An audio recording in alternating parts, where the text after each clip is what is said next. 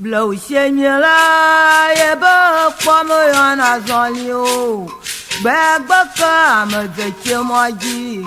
ajira jiro agba ejira ogba iro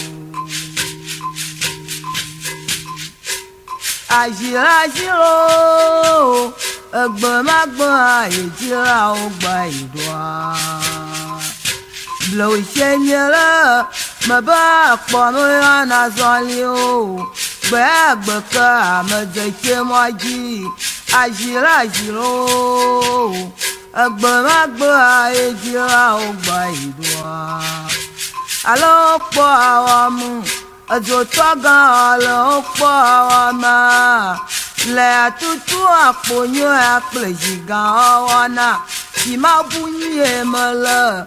Chofo gwa nyama duzaja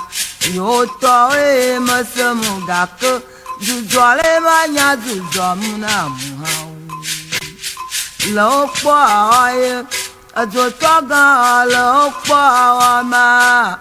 le tutu aponya aprejigan wana ti ma bunyi emala Chofo gwa nyama duzaja yo to e masemu gak duzole manya duzomuna muhau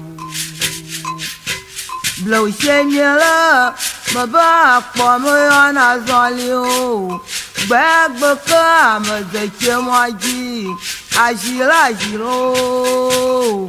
agba ejira ogba iro jiro agba ejira ogba iro Abia ole blow shenyela